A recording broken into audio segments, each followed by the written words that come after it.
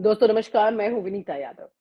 जातीय जनगणना का बहुत वक़्त से कई नेता और कई कम्युनिटीज़ जो हैं वो इंतज़ार कर रही हैं कि भई किसका कितना हिस्सा बड़ा है, इस समाज के परिप्रेक्ष्य में अगर हम देखें तो। 2011 में जब आखिरी बार हुई थी जातीय जनगणना, तो उसकी भी तस्वीर पूरी साफ नहीं हो पाई और विपक्ष ने इस बात को लेकर कई बार सवाल भी खड़े किए। फिर उसके बाद में सत्ता पक्ष ने ये भी कहा कि भई आप ही के वक़्त में हुई थी, तो फिर आपने क्यों नहीं साझा कर दिए वो आंकड़े? तो ये आंकड़ों का जो गणित है ना, ये इतना बड़ा गणित है, जो कि इस देश की राजनीति में उथल-पुथल मचा सकता है। इस देश की राजनीति में कुछ भी हो सकता है इस जातीय जनगणना के गणित को देखते हुए। और बहुत कुछ ऐसा है आज की तारीख में जो कि हर बार सवालों के घेरे में आ रहा है। आज की तारीख में अगर आप जुडिशरी की बात करें, ब्यूरोक्रेसी की बात करें या फिर तमाम तरह के हमारे उस सिस्टम की बात करें जिस पर हम निर्भर रहते हैं, जो देश के 4 स्तंभों में से हैं। चारों स्तंभ में से कोई ऐसा नहीं जिसको लेकर आज की तारीख में आप ये कहें कि ये फुल ट्रांसपेरेंट है और हमें सही जानकारी मिलने वाली है। कुल मिलाकर के जातीय जनगणना जब होगी, जिसकी तैयारियां अब शुरू हो चुकी हैं क्योंकि इसमें वक्त लगता है और जैसे ये शुरू हो जाएगी जातीय जनगणना और अगले साल तक की बात है, तस्वीरें साफ होने लगेंगी। बिहार का चुनाव भी है और भी कई राज्यों के चुनाव होंगे, लोकसभा का चुनाव तो हो चुका है। देखना ये होगा कि जातीय जनगणना का ये जिन जो बाहर निकलेगा, ये जो दिखेगा, जो निकला है वही दिखेगा या कुछ और दिखेगा, ये भी बड़ा सवाल है। आइए बात करते हैं, हमारे साथ चर्चा में शामिल हो रहे हैं वरिष्ठ पत्रकार संतोष भारती जी। सर बहुत-बहुत शुक्रिया आपका साथ में चर्चा में शामिल होने के लिए। ये बहुत गंभीर मुद्दा है और आप जैसे वरिष्ठ और इतने अनुभवी व्यक्ति जो कि इस एक लंबे वक्त से इस परिस्थिति को देखते हुए आ रहे हैं। हर पड़ाव आपने देखे हैं, समझे हैं, गहराई से आप उसके बारे में जानते हैं। क्या वाक़ई में जातीय जनगणना की परिस्थिति जो अंदर का सच है वो बाहर आएगा? मतलब लोग उस पर यकीन कर सकेंगे? ये पहला सवाल है सर। विनीता जी, आपकी आवाज़ और आपका चेहरा देख के लगता है कि आप बीमार हैं। तो आपका स्वागत करते हुए इस बीमारी में भी हमारे यहाँ जो शब्द है कि शो मस्ट गो ऑन, आप ये प्रोग्राम कर रही हैं, इसके लिए आपको साधुवाद। Thank you sir. अभी जो आपने सवाल किया जाति जनगणना का, देखिए पहले क्या हुआ ये महत्वपूर्ण नहीं है, सवाल ये आज क्या होने वाला है, आज क्या हो रहा है, क्या हो सकता है और क्या छिपाने की या सामने लाने की कोशिश हो सकती है। बहुत सारी चीज़ें बाज़ार में फेंकी जा रही हैं, लोगों के बीच में, जो शायद सरकारी संस्थानों की तरफ से फेंकी जा रही हैं। वो ये कि इस जनगणना में और दूसरी तरफ पहले मैं ये बता दूँ कि जेडीयू ने फिर जाति जनगणना जनगणना की माँग उठाई है, जबकि जेडीयू ने बिहार में ऑलरेडी जाति जनगणना करवा ली है, लेकिन उन्होंने फिर उठाई है और उसमें कई सारी चीज़ें जोड़ी हैं। मेरा ये मानना है कि जो हमारे सामने सवाल आ रहे हैं, वो उन सवालों में ये है, क्या इस जाति जनगणना में धर्म का भी खाना होगा कि कौन किस धर्म का है? क्या इस जाति जनगणना में उम्र के हिसाब से भी खाना होगा? क्या इस जाति जनगणना में सही आंकड़ा आएगा ताकि जाति जनगणना का जो एक सबसे बड़ा फ़ायदा ये होता है कि अगर आप प्लानिंग करते हैं या देश के लोगों को फ़ायदा देना चाहते हैं, तो उन वर्गों की आप पहचान करते हैं जो वर्ग कमज़ोर हैं, जिनके पास अब तक कुछ नहीं पहुँचा है। लेकिन क्या वो सचमुच आ पाएगा? और ये सवाल ये 2011 के आंकड़े सामने नहीं आ पाए थे, इस बार के भी आंकड़े सामने आ पाएँगे, नहीं आ पाएँगे? तो मेरी तो विनम्र प्रार्थना है उन लोगों से जो जाति जनगणना का फैसला कर रहे हैं और राजनीतिक दलों से भी, उन्हें ये कहना चाहिए कि पिछली बार नहीं आए थे, नहीं आए थे। लेकिन इस बार तो सारे आंकड़े साफ आने चाहिए और ये सारे आंकड़े जब तक साफ नहीं आएँगे तब तक हमें पता नहीं चलेगा कि हम जाति जनगणना का कोई फ़ायदा देश के लोगों को दे पाएँगे या नहीं दे पाएँगे। देश के लोगों को अगर इसका फ़ायदा नहीं मिलता है तो ये सारी एक्सरसाइज़ सिर्फ़ सत्ता प्राप्त करने के लिए हो जाएगी। क्योंकि कहा गया है कि ज 1 साल में जाति जनगणना होगी, उसके बाद परिसीमन होगा, उसके बाद लोकसभा की सीटें और विधानसभा की सीटें बँटेंगी। क्या सत्ता प्राप्ति करने का एक ये नए हथियार के रूप में तो इस्तेमाल नहीं होगा जाति जनगणना? मुझे लगता है ऐसा होना नहीं चाहिए, क्योंकि देश बहुत बड़ी चीज़ है और इतिहास में हालाँकि अब बहुत सारे लोगों को इतिहास का बहुत उनको गर्व नहीं होता कि हमें लिखा जाएगा या हमें किस तरह से याद किया जाएगा। लेकिन देश के इतिहास में ये ज़रूर लिखा जाए कि जाति जनगणना हुई, लेकिन उसका कोई फ़ायदा, उसके आंकड़ों का कोई फ़ायदा इस देश के सामान्य आदमी को, वंचित आदमी को, गरीब आदमी को, जिसको होना चाहिए उसको नहीं हुआ। अमीरों से कोई फ़र्क नहीं पड़ता। क्या इकोनॉमिक जो जो वर्गीकरण है, उसके बारे में भी जाति जनगणना कुछ कहेगी? तो ये सरकार को चाहिए कि वो सामने ले आए कि जाति जनगणना के मुख्य मुद्दे इस बार क्या होने वाले हैं। अब उन मुद्दों के ऊपर अभी वक़्त है देश के लोगों को बात करनी चाहिए, क्योंकि जनगणना शुरू होगी, जनगणना खत्म होगी। एक एक एक वर्ष का बीच में समय है। उसके पहले देश के लोगों की राय सरकार को जाननी चाहिए कि वो उन्होंने जो मुद्दे तय किए हैं जाति जनगणना के, उन मुद्दों के ऊपर देश की जनता क्या सोचती है, मीडिया क्या सोचता है, या बाकी जो अंग आपने कहे चारों अंग वो क्या सोचते हैं अलग अलग। और इन चारों अंगों में कहीं पर भी विनीता जी देश की गरीब जनता नहीं आती है, जिसको आप कह रहे हैं। देश की जनता की कोई सुनवाई नहीं है। ये चारों अंग एक तरीके से हैव्स के चार अंग हैं, जी सर। जिनके सर, इसमें पास सब कांग्रेस कुछ है। कांग्रेस ने रिक्वेस्ट भी की है सत्ता पक्ष से कि भाई आप हमें भी शामिल करें, हमारे साथ भी बैठक करें इस प्रोसेस को करने के लिए। मैं बस ये ऐड ऑन करना चाह रही थी। जी सर। तो सरकार को सिर्फ कांग्रेस ही नहीं, सारे स्टेक होल्डर्स को, जो राजनीतिक दलों में हैं, जो सामाजिक संगठनों में, जो सिविल सोसाइटी के लोग हैं, उन लोगों से भी बातचीत करनी चाहिए। और ये भी कोई तरीका निकालना चाहिए, जैसे आप भले ही जो बहुतों के पास नहीं है, लेकिन आप इंटरनेट के ज़रिए भी लोगों की राय ले सकते हैं कि आम लोग इसके बारे में क्या सोचते हैं। और वो जो सोचते हैं, उसको लेकर के उन्हें उत्तर देना चाहिए। ये आदर्श स्थिति में नहीं कह रहा हूँ, ये मैं सामान्य स्थिति कह रहा हूँ कि अगर किसी देश को किसी चीज़ का कोई फ़ायदा देना है और जिसके ऊपर अरबों-खरबों रुपए खर्च होने वाले हैं, तो क्या वो कुछ एजेंसियों को देने वाले हैं पैसा, अपने लोगों को जो उन्होंने अलग-अलग बनाई हैं? क्योंकि ज़ाहिर है सरकार के पास तो शिक्षकों के अलावा कोई रास्ता है नहीं जनगणना कराने का। तो क्या वो ऐसा तो नहीं है कि किसी बाहर की एजेंसी को या देश के किसी बिज़नेसमैन की एजेंसी को ये सारा काम सौंप दें जनगणना कराने का? क्योंकि आउटसोर्स का आजकल बड़ा चलन चल रहा है, कि उससे पैसा बचेगा, आंकड़े सही आएँगे, जो कि होता नहीं है, बिल्कुल झूठ होता है। तो मेरा सिर्फ ये कहना है कि सरकार अगर आपके इस सवाल के उत्तर में, कि सरकार को इस मसले में साफ दिखना चाहिए और प्रधानमंत्री अपनी जो तस्वीर सारी दुनिया में बना रहे हैं, उस तस्वीर के ऊपर धब्बा भी लग सकता है, उस तस्वीर के ऊपर फूल भी चढ़ सकते हैं, मतलब उनकी वाहवाही भी हो सकती है, अगर वो इसको ईमानदारी से कराएँगे। मैं फिर आपसे निवेदन करता हूँ कि पहले क्या हुआ, उसका सवाल नहीं है, आज क्या होने वाला है, आज क्या हो रहा है, ये बहुत महत्वपूर्ण है।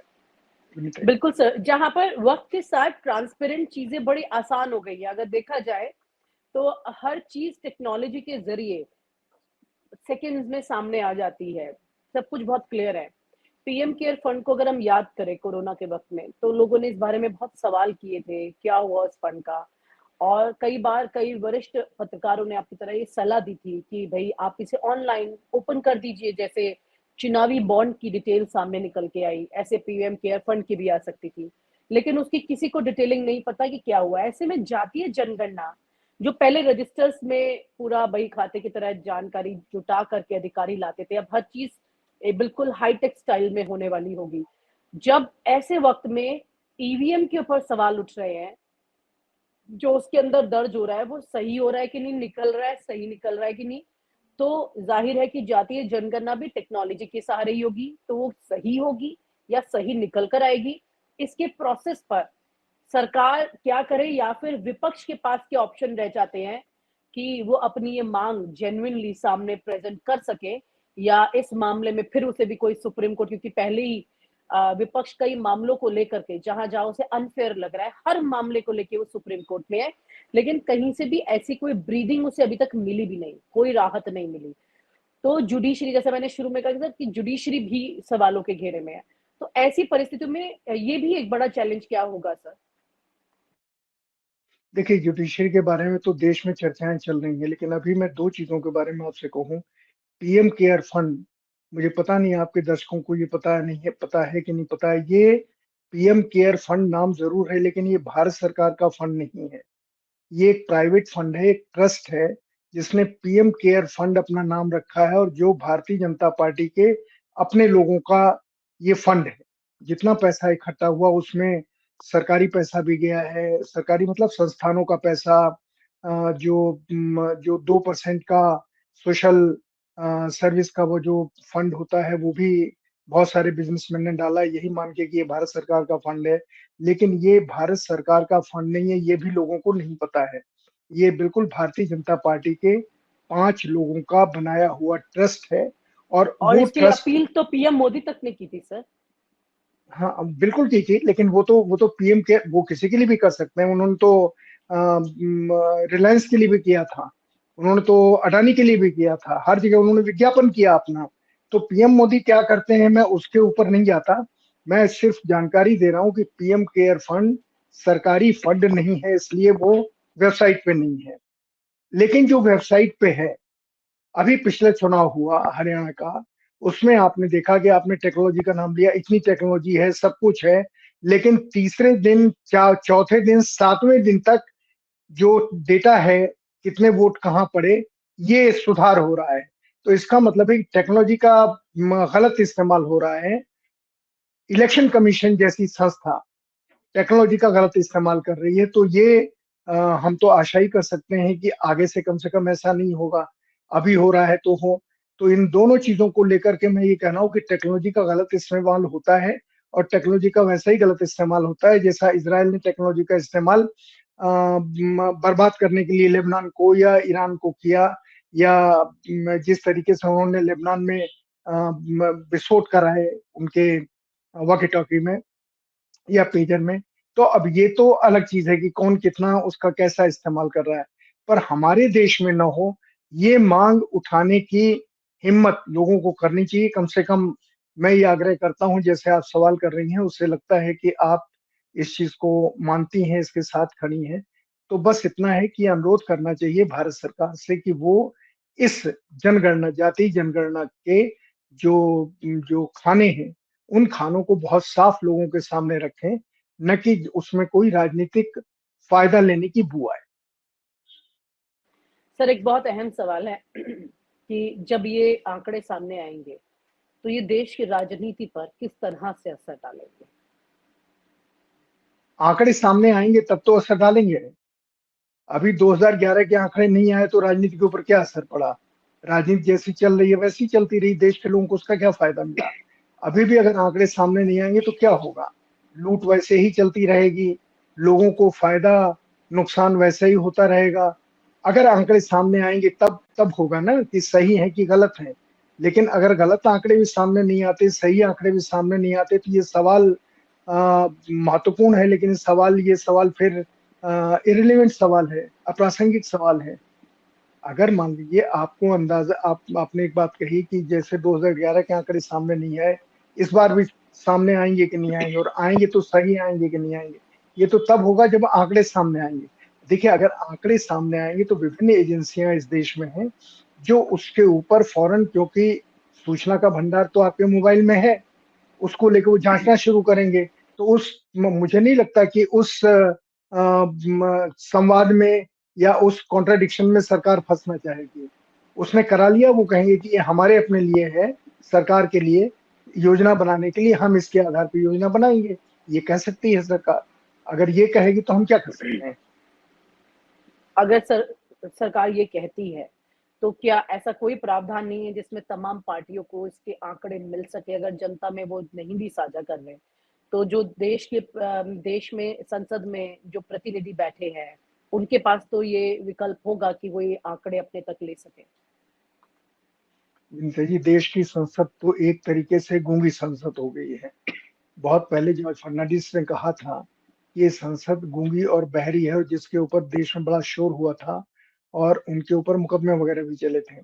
इसलिए ये गूंगी बहरी संसद है कि इसमें हमने अभी तक कोई बुनियादी सवालों के ऊपर बहस होते नहीं देखी, और संसद की बहस के आधार पर हमने कोई नीति बनते नहीं देखी। इतने मसले संसद में आए, एक क्लर्क जो बिल बना देता है वो लोग उसके ऊपर पास कर देते हैं चूंकि बहुमत है। लेकिन उसमें विपक्ष का भी सबसे बड़ा दोष है। विपक्ष कौन सी सार्थक बहस करता है विपक्ष कौन सा पढ़ के जाता है। पहले एक आदमी मधुलिमाई खड़े होते थे, कृष्ण पटनायक खड़े होते थे, मीनू असानी खड़े होते थे, भूपेश गुप्ता खड़े होते थे, चंद्रशेखर जी खड़े होते थे, पूरा सदन ध्यान से सुनता था, देश में असर पड़ता था। लेकिन आज अगर आपका अध्ययन ही नहीं है देश की समस्याओं को लेकर के, मैं विपक्ष की बात कर रहा हूँ विनीता जी, विपक्ष के लोग अध्ययन से 100 किलोमीटर दूर हैं। एक बहुत वरिष्ठ सांसद हैं, 8 बार के सांसद रहे हैं, अब नहीं है, हुकुमदेव नारायण यादव, उनसे मेरी परसों सेंट्रल हॉल में बात हो रही थी। हुकुमदेव जी ने कहा कि इस संसद में, और हम जब आए थे 67 में एमएलए बने थे, और जब हम 77 में पार्लियामेंट के मेंबर बने, उसमें और इसमें जमीन आसमान का गुणात्मक फर्क है। और उन्होंने बहुत सारी चीजें गिनाई कि क्या फर्क है। वो खुद भारतीय जनता पार्टी के सदस्य हैं, लेकिन उनका कहना है कि मैं इस चीज को देख रहा हूं कि लोग बिना पढ़े लिखे सिर्फ पेंशन के लिए, या जो पैसा उनको मिलता है उसका दस्तखत करने के लिए आते हैं, और अब तो इतना पैसा मिलता है कि उनको कुछ सोचने करने की जरूरत ही नहीं है। ये बेसिकली जो संसद है, राज्यसभा हो या लोकसभा हो, ये सरकार से संपर्क साधने का एक तरीका बन गया है। लेकिन आज भी बहुत सारे गरीब लोग हैं, लेकिन उनको बोलने का मौका नहीं मिलता। वो लोग जो जनता से जिनका रिश्ता है, उनको सदन में बोलने का मौका कहाँ मिलता है। हमारे स्पीकर साहब की नजर उनकी तरफ जाती नहीं है, वो चिल्लाते रहते हैं, वो लोगों को निकालने में ज्यादा इंटरेस्टेड होते हैं, और वही राज्यसभा के सभापति का हाल है, और वही लोकसभा के अध्यक्ष का हाल है। तो मेरा सिर्फ ये कहना है कि कुल मिलाकर जो लोकतंत्र का ये विद्रूप सा चेहरा है, या भयावना चेहरा है, इस चेहरे को सामने देखते हुए जातीय जनगणना के सवाल के ऊपर, आपने भी नाम लिया जयराम रमेश जी का, ये सारे लोग, इन लोगों को ये समझ नहीं आता कि आप सुप्रीम कोर्ट में जाएंगे तो आपको क्या फायदा मिलेगा। ये सवाल कोर्ट के सवाल नहीं है, ये सवाल राजनीतिक सवाल है। इन जी। सवालों का हल सड़क पे मिलेगा। अगर सबको आप साथ नहीं ले सकते हैं, अगर सबको सड़क पे नहीं ला सकते हैं, लोगों के बीच में इश्यूज को नहीं ले जा सकते हैं, तो ये जो ट्विटर पॉलिटिक्स है कि ट्विटर के ऊपर आपने किस कह दी एक्स के ऊपर, और आपने अपना कर्तव्य पूरा कर लिया, तो उससे देश का कोई भला होने वाला नहीं है। उससे तो फिर जो सत्तारूढ़ दल कर रहा है उसी का भला होने वाला है। आप ट्विटर पे लिखते रहिए, पढ़ते रहिए, क्या फर्क पड़ता है। सर, बहुत बड़ी बात कही आपने, क्योंकि आप खुद सांसद रहे हैं और देश के अहम मुद्दों पर चर्चा करने का जो एक गंभीरता है उसकी, वो आप एक बतौर पत्रकार भी जानते हैं, आपका एक लंबा अनुभव है, बतौर सांसद भी जानते हैं, क्योंकि आपने उस चीज को प्रेजेंट किया है देश की संसद में, और इस मुद्दे को भी आप गहराई से समझ रहे हैं, और इसकी प्रॉब्लम्स जो आने वाली हैं, मुझे लगता है कि आप उसको पूरी तरह भाप पा रहे हैं और देख पा रहे हैं, जिसका जिक्र आज आपने किया कि ये आंकड़े आ तो जाएंगे लेकिन सामने आएंगे, इस पर बहुत बड़ी एक बड़ा शक है, एक कई सवाल उठ रहे हैं। और आपके सवाल से मैं उम्मीद करती हूँ कि अगर इस वीडियो को सत्ता में बैठे हुए कुछ लोग देख लें, समझ लें, और इन आंकड़ों को सामने लाने में अगर अपनी कहीं कोई भूमिका निभाए, मुझे लगता है इस देश के साथ अपने आप ही एक बहुत ही जस्टिफाइड स्टैंड जो है वो सामने निकल के आएगा, क्योंकि वरना देश के साथ भी एक बड़ा धोखा माना जाएगा। बहुत बहुत शुक्रिया sir, thank you so much इस चर्चा के लिए, बहुत गंभीर चर्चा आपको पर भी आपने बहुत अपने बहुत अनुभव, धन्यवाद। अपने विचार दिए। Thank you sir. और आप हमसे जुड़े रहने के लिए सब्सक्राइब करें यूट्यूब पर, फॉलो करें ट्विटर पर और लाइक करें फेसबुक पर। और ज्यादा जानकारी के लिए आपको टाइप करना होगा सिर्फ न्यूज नशा।